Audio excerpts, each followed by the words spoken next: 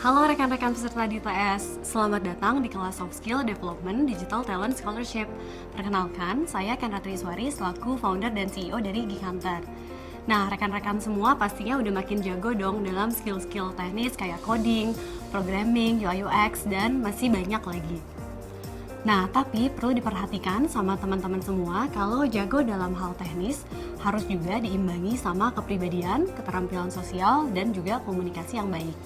Nah, hal-hal inilah yang disebut dengan soft skill. Percaya deh, perpaduan hard skill sama soft skill adalah bekal teman-teman semua untuk nanti bisa sukses di dalam dunia kerja. Nah, jadi setelah menyelesaikan 13 video ini, teman-teman akan mahir dalam berbagai soft skill seperti bikin CV yang efektif, terus habis itu melakukan wawancara dengan baik, dan juga paham etika kerja sama skill-skill lain. Sebelum kita masuk lebih jauh, akan saya jabarkan secara singkat gimana sih perkembangan industri 1.0 sampai industri 4.0. Ini semua dimulai dari industri 1.0 di abad 18, di mana saat itu produksi itu masih menggunakan yang namanya tenaga uap.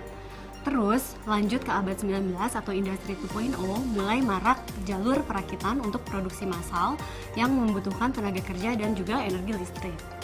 Nah, lanjut dari situ ke abad 20, produksi mulai diotomasi menggunakan elektronik sama IT juga. Dan sekarang nih di era industri 4.0 di mana presiden kita juga udah wara-wara tentang yang namanya Making Indonesia 4.0, di mana produksi akan menggabungkan yang namanya Internet of Things, terus juga cloud technology sama big data. Nah, perubahan industri 4.0 ini sebenarnya kalau kita lihat perkembangannya itu pesat banget, terutama dalam proses otomasi, big data, sama analitik.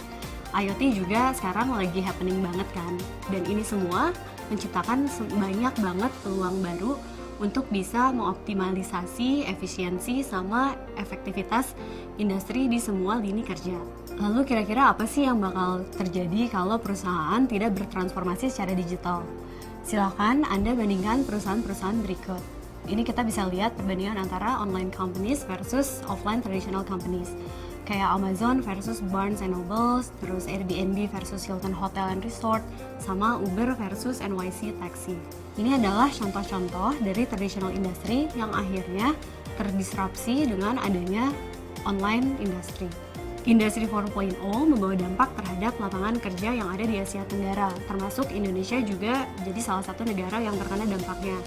Nah, laporan McKinsey menyimpulkan kalau akan ada 17 juta orang di Indonesia yang bisa kehilangan pekerjaannya dengan semakin maraknya otomatisasi pada tahun 2030. Nah, berdasarkan statistik oleh Digital McKinsey, 10 pekerjaan yang diprediksi akan memiliki permintaan tertinggi di tahun 2020, diantaranya adalah yang pertama, ada Computer Vision Engineer. Yang kedua, ada Machine Learning Engineer, Network Analyst, Security Analyst, Cloud Engineer, App Developer, Business Intelligence Analyst, DevOps Lead, Database Administrator, dan juga User Support Specialist. Dimana kalau Anda sadar, profesi-profesi tersebut 10 tahun yang lalu itu belum ada. Tren industri saat ini adalah semua perusahaan sedang mengarah ke digitalisasi. Kita ambil contoh dari beberapa perusahaan, misalnya Bank Mandiri. Salah satu bank terbesar di Indonesia ini menyadari bahwa orang Indonesia udah nyaman dalam menggunakan ponsel. Jadinya kebiasaan ini kemudian membawa peluang untuk Bank Mandiri dalam menciptakan proses perbankan yang terintegrasi, aman, cepat, dan nyaman dalam genggaman. Oleh karena itu, Mandiri Online hadir untuk menawarkan pengalaman tersebut, dari mulai mengirim uang hingga melakukan transaksi secara online saat kita bepergian. Nah, nasabah Bank Mandiri dapat beraktivitas perbankan dengan modern melalui ponsel mereka. Perusahaan lain yang juga memanfaatkan digitalisasi adalah Unilever. Kebutuhan untuk melacak jaringan logistik dan rantai suplai produk perusahaan internasional ini jelas memakan banyak waktu dan tenaga kalau dilakukan secara tradisional. Akhirnya, Unilever pun memanfaatkan aplikasi blockchain sebagai sistem monitoring Unilever yang mampu melacak produk di seluruh rantai suplai sehingga meningkatkan efisiensi Unilever. Selain itu juga sang raksasa media di Indonesia, Kompas Gramedia, terdorong untuk beradaptasi dengan digitalisasi. Menjamurnya portal-portal berita online mengharuskan Kompas untuk menyediakan pengalaman online yang membuat pembaca bisa tetap mendapatkan informasi di gerai Kompas dan tidak berpindah ke gerai lainnya. Berangkat dari situasi tersebut, developer dan UI UX designer direkrut untuk melahirkan Kompas.com, sehingga Kompas Gramedia bisa mempertahankan reputasinya sebagai pemimpin di industri media. Di industri 4.0 ini, hampir semua bidang industri membutuhkan IT talent. Jadi, jika Anda ingin bekerja di ranah digital, sebenarnya Anda tidak harus bekerja di perusahaan teknologi. Anda dapat membuat dampak nyata dimanapun Anda bekerja. Anda dapat mengakses lowongan pekerjaan yang tersedia di perusahaan-perusahaan tersebut melalui tautan yang tersedia di dalam modul. Setelah mengetahui perkembangan perusahaan di era digital, apa aja sih jenis-jenis pekerjaan yang dikerjakan oleh penggiat IT? Ada dua jenis pekerjaan untuk IT talent. Yang pertama adalah pekerjaan digitalisasi untuk eksternal. Nah, fokus digitalisasi eksternal itu untuk mengembangkan produk berbasis teknologi untuk pelanggan dan juga untuk meningkatkan pendapatan perusahaan dengan menciptakan cara-cara baru untuk menawarkan produk dan layanan ke konsumen. Nah, kemudian yang kedua adalah proyek digitalisasi untuk internal. Dalam digitalisasi internal ini, IT talent fokus untuk mengembangkan produk berbasis teknologi untuk kebutuhan internal. Tujuan utamanya adalah untuk mengurangi biaya pengeluaran dengan meningkatkan produktivitas dan efisiensi melalui platform atau sistem komunikasi dan pengaturan pekerjaan. Di dalam digitalisasi internal terdapat implementasi SAP, modul pelatihan online untuk karyawan, alat customer relationship management atau manajemen hubungan pelanggan, aplikasi seluler untuk izin cuti dan perjalanan bisnis. Sedangkan untuk digitalisasi eksternal diantaranya adalah ada bantuan pelanggan melalui chatbot, aplikasi seluler untuk pesanan online pelanggan, aplikasi seluler untuk reservasi, aplikasi seluler untuk program loyalitas pelanggan. Selanjutnya, kita akan membahas mengenai bagian divisi IT secara umum. Berdasarkan penelitian internal dari Kaliber, struktur organisasi IT pada umumnya dipimpin oleh seorang CTO yang dibantu oleh VP Engineering.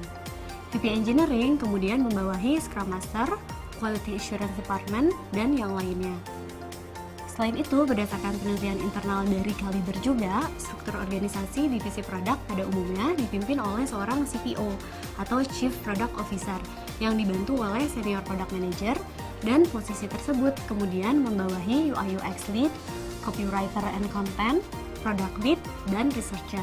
Selanjutnya, yuk kita cari tahu gimana sih ragam lingkungan dan budaya kerja. Nah, contoh pertama kita ambil dari Genius. Jika Anda pikir bekerja di perbankan itu kesannya kaku, birokratis, dan harus banget berdasi, kenyataannya nggak kayak gitu di kantor Genius. Bisa disebut sebagai korporasi rasa startup karena lingkungan kerja di Genius itu didesain dengan konsep open space supaya bisa mengakomodasi kenyamanan karyawan-karyawannya. Agile culture yang juga diterapkan di Genius juga dianggap sangat membantu tim untuk bisa lebih adaptif terhadap setiap perubahan yang terjadi.